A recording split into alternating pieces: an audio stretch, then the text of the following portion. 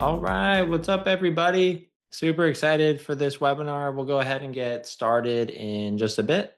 This is some really good content. We do a lot of acquisitions at acquire.com, and every acquisition is a different journey. There's different issues that come up, there's different pitfalls that happen, and a big job that we like to pride ourselves on is helping founders avoid these pitfalls. So we're going to be talking a lot about those. So this is the hidden pitfalls in acquisitions, how buyers evaluate risk, execution, and valuation, and how we help. As a quick agenda, I'm going to be going over how Acquire helps founders win. So every single day at acquire.com, we're helping founders sell their companies. We're helping them prepare their businesses. We're helping educate them on the process. We're helping market the opportunity to the hundreds of thousands of buyers we have on acquire.com. And we do all this to make successful founders. So I'll go over that in a little more detail.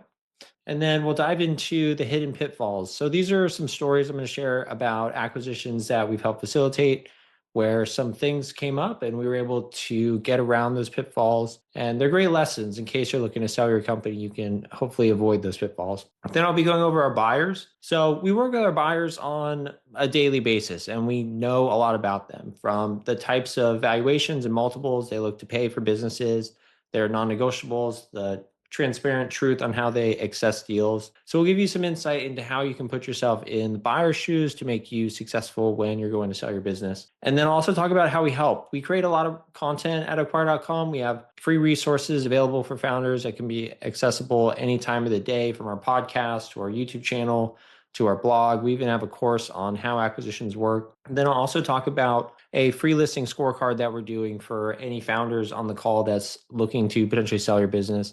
And it's a great way to see if you're potentially ready to sell your business and what to think about before you go to market. And then at the end, I'll do some live Q&A. So if you have any questions, feel free to hold those as well. And a quick introduction of myself. My name is Andrew Gazdecki. I am the CEO and founder of acquire.com. And I started Acquire after selling a company myself. Prior to this, it was a SaaS business. I bootstrapped it to about 10 million annual recurring revenue. And just going through that process, I found it really confusing. It was really difficult to get a hold of buyers. The whole end-to-end process of selling a company was really opaque. It felt like everything was behind. Really empowered founders and educated them on the acquisition process so they can have a better shot at selling their company. So if you're not familiar with Acquire, we are the world's most friendly startup acquisition marketplace. And what we do is we help thousands of founders get acquired. We've helped about 2,000 founders get acquired since I started the company about 5 years ago. And we really do this to change lives. I think it's incredibly rewarding to work with founders on a daily basis and really talk about what's next for them, help them cash in their hard work and get on to the next step of whatever's next for them. And a little more about Acquire. Again, we've been in business about 5 years. We've done over 5,000 total deals, over 1 billion in closed transactions, over 500,000 registered buyers. And today on the marketplace, we have over 2,000 listings. So a lot of activity on the marketplace on both the sell side and the buy side. Every single day, these numbers are growing, and we've served over 100 plus different countries. And then in terms of last year was our best year in business so far. We closed about 500 plus transactions, over 100 million in transaction volume, and we currently have over 100 deals under offer. And I think the big takeaway of this slide is it's a great time to sell your company. I think a lot of founders that I talk to that look to sell in, say, 2021 may have regretted not selling because the market was looking really good, and then it turned in 2022 and 2023. And I think we're in a similar period now where multiples are looking great. There's a lot of activity on the buy side. We're seeing more interest in companies looking to sell than ever before. And so really good time to potentially consider selling. And we definitely are seeing the activity and the numbers we like to see to confirm that. So now I'm going to be going over some pitfalls and outcomes. And these are real transactions we've done at Acquire. We see pitfalls all the time. And because of the M&A team that we have at Acquire, we're able to help founders navigate these. And for the first pitfall, we're having a example prioritizing price over certainty. So it was profitable and they were looking to sell for 1.5 million. And essentially what happened was there was multiple offers on this business, and one offer was contingent on SBA financing and the other was all cash at close. And in these scenarios, it can be difficult to decide which offer to take. And in this example, the SBA offer was actually higher than the all cash offer. And what we did is we worked with the founder to understand the risks of each offer. And our view was that the SBA finance offer would have potentially a lower chance of closing given that there was bank financing involved. And so we recommend going with the all cash buyer that we had previously worked with to help them have a successful close. And this can be really important because when you optimize for the top line number in acquisitions, you may be overlooking certain details when I think the biggest thing you want to accomplish is having a deal successfully get over the finish line and understanding the risks involved when financing is involved or an inexperienced buyer, and prioritizing a buyer that might be all cash or more experienced. That can lead to a successful acquisition rather than a deal that falls through. Pitfall number 2, letting your guard down too early. I think a lot of founders I work with, they think when they sign the LOI, that is, a time to celebrate, and that really couldn't be further from the truth. You really want to just continue pressing and pushing the deal forward until the money is literally in your bank account, because the deal could fall apart at literally any moment. And in this example, this was an agency that sold for 3.8 million. This was an awesome transaction that our M&A advisory team helped facilitate, and it had its definite fair shares of ups and downs. Essentially, what happened was there was a retrade late in the process due to lender-specific concerns unrelated to the business. And this can happen. It can be an issue that comes up that really isn't material, and it turns into something that causes the deal to derail. And what we did is we actually refined the positioning. We went back to market and we found another buyer that also had SBA financing secured and was able to close at the previous valuation. And the lesson here is, again, it's never over until it's over. And this is where having a great M&A advisory team in your corner can make all the difference, because these are stressful moments where you could potentially take the retrade, a lower sale price. You could give up on the acquisition altogether. And this is where having an experienced team in your corner can help pick you up and help re-engage buyers that may have been previously interested. Pitfall number 3, cutting price under pressure. This was a SaaS business and it was acquired for $4.5 million.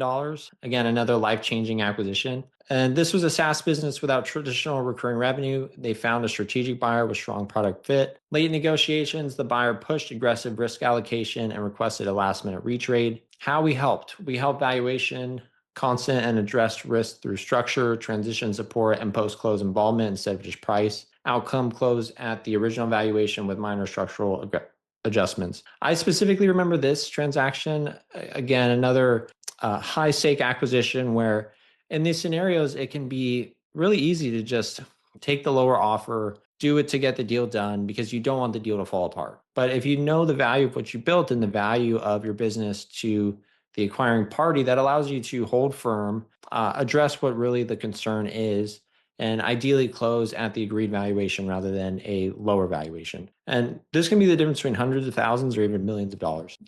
Pitfall number 4, killing competition too soon. This was another SaaS business. The acquisition price was over $2 million. This was an AI automation platform for browser and app workflows. And they had multiple different offers early in the process. And the founder felt that he had found the best fit. And so he moved and signed an LOI with a buyer fairly early. And then late in the process, the buyer stalled over a late SOC 2 compliance requirement that had not surfaced earlier. And because of this, we felt that the deal was on shaky grounds. So we ended up canceling that LOI and going back to market to re-engage other buyers. And the big lesson here is always keeping buyers that have previously expressed interest in the loop on the acquisition. So if you do move forward with an LOI, always let other interested buyers know that you are moving forward with another buyer. And if anything happens, you'll definitely re-engage them. And that's what we were able to do. We were able to go back to market, reposition the business, and we saw multiple new offers come back in. And the seller chose the buyer with the best mix of speed, certainty, and price, and closed on schedule. Again, this is another example of just not counting your eggs before the chickens hatch, or whatever the saying is, because so many different things can happen post LOI. And in this one, the exclusivity, potentially hindered the deal and the founder from speaking with other buyers. But again, keeping the other buyers in the loop is what made all the difference. Pitfall number 5, ignoring the final mile details. This was another SaaS business. They were looking to sell for $10 million. This was one of the larger transactions we did at Acquire. And I think a good thing to point out too is we do facilitate transactions of this size. We do work with a number of strategic buyers and private equity firms. And in this example, basically right before closing, the finance team on the buy side had a late stage working capital disagreement. And what we were able to do is we had our CFO from our company meet with the finance team on the buy side and find a mutual agreeable solution. And in these scenarios, I know a lot of founders, they aren't finance experts. I'm not either. And because they had our team in the corner, they were able to bridge the gap and successfully close, leading to a life-changing outcome. And I think the biggest learning here is in acquisitions, every small detail can become a huge detail. And so to always have your guard up and have a team in your corner that can help you navigate these issues. Okay, so now I'm going to go over our buyer network. So who buys on acquire.com? Who is doing these acquisitions? What do they look like and what can you learn from them? So we have a number of different buyer groups, everything from investment groups, experienced operators, private equity firms, family offices, public companies. And then we also see a large amount of our transactions coming from high net worth individuals, entrepreneurs, corporate entrepreneurs. So think maybe a VP of sales at a tech company or VP marketing at a public company that's looking to acquire business and step in as the CEO. And this allows us to work with just so many different buyers and have a huge network to field multiple different offers from, whether that's from a private equity firm or a strategic buyer or a high net worth individual. This gives us a lot of flexibility and allows us to get a lot of different transactions done. And when it comes to having this many buyers, it's absolutely critical to win their attention. And one thing I left to point out is a typical PE buyer is managing up to 100 startup opportunities per day. And when you're evaluating hundreds of different deals per day and per week, you need to really make sure that you're standing out to these individuals. And what this means is you're competing for attention with these buyers. And if you're not prepared or materials aren't complete, buyers are typically going to move past quickly. So this is why we're always trying to educate founders on the importance of preparation and working with our founders to make sure that they have everything that is essentially required by our buyers to really evaluate the startup acquisition opportunity. How buyers evaluate and buy. So right at the top, there's a number of reasons why buyers acquire businesses rather than start them from scratch. But right at the top would be more control, so easier to influence outcomes. 2, you can start at 1, not 0. 3, buy product market fit and allows them to move faster. 4 would be maybe the business has superstar talent and they'd like to work with scalability already built in. 5 would be capitalize on momentum, profits from day one. Essentially, buyers are not experienced in the 0 to 1 phase of building a company. They're not interested in figuring out what the product should be, how they should acquire the first customers, what should the brand look like. They're more interested in scaling the business. Maybe the business is at 100,000 or 200,000 or a couple million in revenue. They want to 10x that from there by what's already working within the business. And so that's why when buyers evaluate, they're really looking for indication of attraction, whether that's financial traction or product usage, because they're essentially looking to capitalize on the momentum of what the founder of the business has already accomplished. How they interpret metrics. So aside from revenue, profitability, buyers are always going to be looking at revenue consistency, churn, retention patterns, gross margin, owner workload, customer concentration, growth direction, all of this to get a good view into the health of the business. And a lot of these may seem kind of detailed. And there's a reason for that. There's a lot of money at stake in acquisitions. And a big part of what we do at Acquire is we help founders prepare to have buyers assess their business. We'll even do things such as recasting a founder's financials to show the true profit of the business and really making sure that founders are prepared when buyers go to evaluate their business. But these are just some of the metrics, and having these available handy so buyers can quickly review them makes all the difference. Now we're going to talk about valuations. This is probably the number one reason I see founders not selling on acquire.com. Generally, what I see in unsuccessful situations is when a founder will list their business at too high of a valuation. Typically, this is going to stem from a revenue multiple. What we've seen in the past few years is really profitability being king, and almost all of the transactions that we're facilitating are based on a profitability multiple and not on a revenue multiple. In 2021, we saw revenue multiples, but today, profit multiples is generally all the transactions that we see actually closing. And when you price too high in a market, when you have thousands of other businesses looking to sell right next to you, you lose buyer attention and it just diminishes your chances of successfully being acquired. So why is this important? Pricing outside of how the market speaks decreases your odds of acquisition success dramatically. I would say it takes it down by probably 90%, if not more. So definitely really think about how you're going to position the business in terms of valuation, because you really want to maximize that first impression with buyers.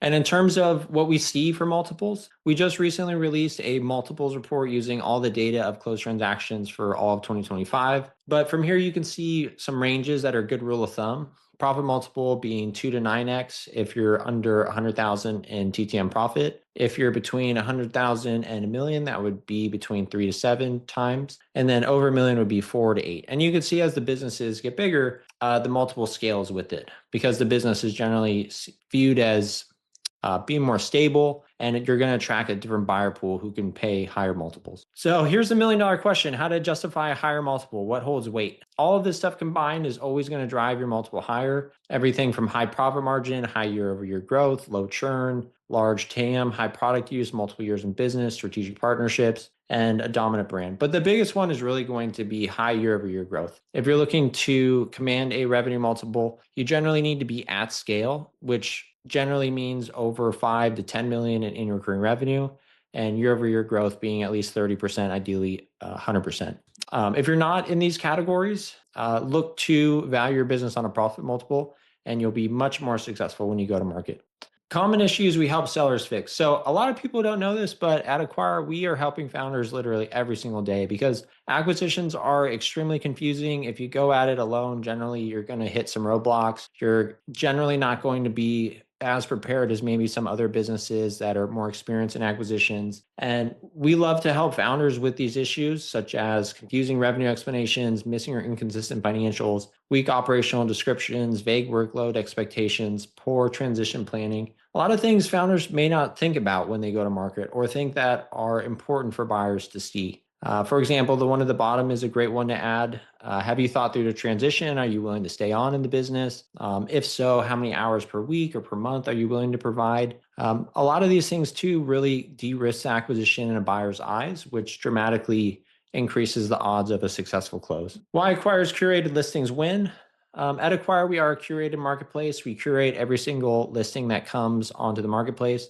We believe that quality listings lead to quality outcomes. We're not here to just list every business that we think could go on the marketplace. We're here to help founders successfully get acquired. And by doing this, sellers come in more prepared, documentation is clearer, deals move faster, there's fewer unknowns, and most importantly, this leads to higher buyer trust. When buyers work with us, they know they can trust the businesses that we vetted, and these are real acquisition opportunities, and there's a level of seriousness that's necessary to successfully close transactions. And to give you a better picture into how much we curate our marketplace, we generally only approve about 15% of the businesses that are submitted to us. So that means out of 10 submissions, we're only going to be approving 1.5. So 2 out of 10 are approved on acquire.com. And for those that we don't let onto the marketplace, what we do is we give them reasons. We'll help prepare them to go into the marketplace. We'll help improve their documentation, everything that we believe leads to successful transactions based on the thousands of founders we've helped get acquired. Now I'm going to talk about how Acquire help founders win. We've been doing this for about 5 years. Again, we've seen every scenario you could possibly see in acquisitions, and we absolutely love helping founders through really one of the hardest processes you can go through. And we like to make it super easy and super smooth. And we have 2 parts to our business. We have our GBA advisory. GBA stands for Guided by Acquire. And this is our hands-on M&A advisory service that has some of the best people in the business. And this is generally for SaaS and agency businesses only, with at least 100,000 in recurring revenue or TTM revenue, and definitely profitable as well. And if you don't fit into that category, we have the general marketplace, which is curated. This is a self-serve marketplace for experienced sellers, any business type, and all prices. And a little more about Guided Acquire. We essentially partner with you as a founder to make you successful in selling your business. We do everything from helping attract buyers. We'll optimize your listing. We'll get you featured in all of our newsletters. We'll attract hundreds of thousands of buyers to see your opportunity. We'll personally reach out to strategic buyers as well on your behalf. This is generally something that I personally do from my inbox. We'll help you secure the best offer, which includes fielding offers. We'll help other buyers be notified when you receive LOIs. We'll help you understand which terms are good and which terms are not. We help put together a deal schedule, which can help increase urgency. And then once you select a winning buyer, we'll help with due diligence. We'll help with legal review. And then the escrow fee is on us. Essentially, we help find buyers. We help you secure the best offer. And then most importantly, we help make sure the offer closes closes. There's so much that can go wrong in due diligence or pitfalls that pop up or unexpected things. And what we're really experienced at doing is making sure that deals close successfully, because that's the whole point of going through this whole process. And then in terms of the marketplace, we are firm believers in having exceptional customer support. We have 24/7 chat support, email support. We also have a help desk and template center and a resource center where you can get all the answers you might have, or excuse me, all the questions you might have answered on acquisitions, how our process works, recordings to previous webinars or previous recordings of podcasts. Definitely check out our resource center if you're interested in acquisitions. And then a little bit more about seller success resources. We create a lot of content at Acquire because we believe that acquisitions shouldn't be kept behind closed gates, where founders should be educated on the process to allow them to prepare in advance, to really think about what the next steps look like.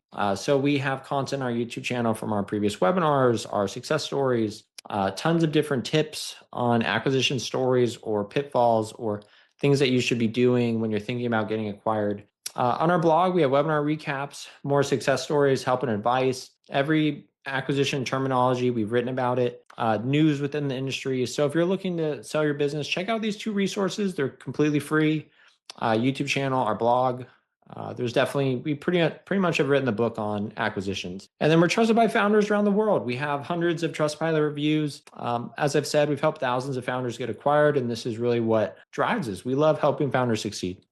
Now, if you're interested in selling your business and potentially working with us, we'd be happy to give you a free listing scorecard. This is where we essentially give you a score on how prepared we feel you are to sell your business, and gives you a lot of actionable tips to get ready. And this could be the difference between selling your business and not selling your business. And if you're interested in this, go to acquire.com, scroll down to the footer and click meet the team. We'd be happy to learn more about your business and send that over. And at the end of this webinar, you should receive a poll. If you're interested, just go ahead and raise your hand for that and we'll send that over. And then lastly, we've been working on a ton of new stuff at Acquire. We're always looking to improve the company. We're always looking to help founders succeed. And if you're not looking to sell your company, you're not ready, we built a new tool called Metricable. It's completely free, and it essentially helps you understand your metrics, gives you a free valuation of what you could sell for whenever you're ready, which adjusts as you grow. So as you grow revenue and monthly recurring revenue, your valuation grows with that. Helps you understand your customer lifetime value and everything else in between. So check out Metricable if you haven't already. And with that, thank you, everybody. I appreciate you attending this webinar. And at this point, I'm happy to answer any questions about acquisitions or the webinar. Really appreciate it. Okay, I'll go through a few questions here. And if you have some, feel free to put them in the chat and we'll see if we can get those answered. Okay, here's a good one. How should I think about choosing between a higher offer and a faster close? I think this one, when you think about a higher offer compared to a faster close, it's really going to be up to your priorities as a founder and an entrepreneur. If you go with a higher offer, there could be risk involved with maybe there's financing included, maybe there's an inexperienced buyer, maybe there's an earnout. And if you're just looking for a fast close, all cash at close, that could be something to weigh. The way I think about it, though, is I'd almost always go with the all cash at close, the faster close as well, working with the more experienced buyer, because it's really hard when you go through a process and you get into due diligence, you sign the LOI, you're getting super excited, and the deal falls through. So even if the valuation is say 10, 20% less with another buyer, but the probability of close is much higher, I would absolutely go with that. Okay, how do I evaluate whether a buyer will actually close? Okay, so at Acquire, we do a number of things to help with this. Number one is going to be proof of funds. You can require buyers to verify their funds with us. We verified over about $5 billion in total on the platform. You can talk about past acquisitions. You can talk about their lender relationship. You can see if they have any references that you can check. A lot of times for a lot of the buyers at Acquire, when you're working with us when you're working with us and we're your M&A advisors, we've worked with a lot of these buyers. So we know their reputation, we know their deal history, and we're also happy to speak with them on your behalf. Okay, isn't all cash offer always better than SBA? I mean, not always. I think SBA offers can be awesome. I think a lot of offers, including SBA, can be great offers. I think it's just important to be aware of the timeline increase when you enter those offers. Sometimes all the offers are going to be SBA financed, and you're not going to necessarily have an option but to choose one. But no, we see a ton of SBA offers close, and they're fantastic opportunities. but all cash generally will close faster. So depending on how quickly you'd like to close and how important that is to you, all cash could be better. Okay, what's the most common reason deals fall apart? Okay, we definitely see a lot. Sometimes it's lender related, sometimes it's due diligence surprises. Surprises always tend to kill deals. Unrealistic expectations, that's generally a big one. I think if you work with us and we're aware of any sort of issues within the business, there's no surprises and there's realistic expectations involved, set for both sides, I think deals have a much higher chance of closing. If my deal falls through, is my leverage gone? Absolutely not. We actually see this quite commonly where founder will sign an LOI, they'll go back to market, and they'll wonder if there's still going to be interest. And generally, there's always a ton of interest for the business if it's a high quality opportunity. And sometimes that happens. You sign a letter of intent, you enter exclusivity, something happens with that buyer, and you have to go back to market to sell the business. We're experts in these scenarios. We've done it more times than I can count. We know how to reposition the business, take the feedback that you've heard from the market. And sometimes it can really be a blessing in disguise, meaning you just got a bunch of feedback from the market. They just told you all the stuff about your business that they loved, but also they didn't love after all the buyer calls. And so when you go back out to market, you're able to apply that feedback, address all concerns that you had previously. And sometimes that leads even to higher offers and more offers. And that's really our goal at Acquire, is to get multiple offer scenarios in place. So sometimes I've seen it actually be a blessing in disguise. So no, your leverage is not gone. Okay, I'll go with two more questions and then we'll call it here. How do I respond if a buyer retrades late in the process? So in these scenarios, I think it really depends on what they're retrading, meaning are they asking for a steep discount without really anything material that appeared in the business or the process? If it's a situation like that, you'll absolutely want to hold firm. If there's something regarding working capital or maybe a timeline change, something more reasonable, I think those are scenarios where you want to negotiate with the buyer or at least communicate your concerns. Not all retrades are the end of the world. We've seen some very reasonable ones, but it's the unreasonable ones where you want to hold firm. And I think the important part here is this is where it becomes extremely important to know just how valuable your business is to the acquiring party. If it's a strategic acquisition or a private equity firm, how interested are they in the deal, and how worried are they about potentially losing the deal? And if you've done your job during the process and you've kept other buyers in the loop and they're aware that there's potential backup buyers if something happens with this specific deal, that gives you more leverage, especially if you're late into the process. Okay, last one. What are alternatives to lowering price? That's a good question. There's a lot of things. You can offer additional transition support. You can say you're open to working in the business for an additional period of time. You can be open to an earnout. You can be open to seller financing. Those are going to be the big ones. And a lot of times when acquisitions don't close or there's no offer in place and a founder that we're working with is thinking, well, let's lower the price, really the perceived risk on the acquisition is just too high. And so if they're able to bridge that gap by being more available post-close, or they're willing to prove that the business will be in great shape once the deal closes with an earnout or seller financing, that can bridge the gap. So being open to creative deal structures, providing more transition support to make the acquisition successful, all of those things add up. Okay, one last question. What do investment groups and experienced operators look at that premium buyers don't, or do they relatively look at the same stuff? That's a good question. They generally will all look at similar items such as revenue, churn, profitability of the business. Usually the difference that we see is the size of business. For example, private equity groups are going to be looking at businesses that are, say, over $1 million in revenue and hundreds of thousands in profit. On the small end, ideally millions in profit. And then experienced operators are going to be looking at much smaller opportunities because the capital that they're going to have on hand is generally less. So this could be anything from a business that's doing a couple thousand per month or tens of thousands per month. They're able to acquire those businesses that are just too small for more traditional investment groups. All right, everybody, thanks so much for joining. I hope you enjoyed this. It's always a pleasure presenting these webinars to you all. And if you have any additional questions, we're here to help at Acquire. Feel free to reach out, and I hope you all have a great rest of your day.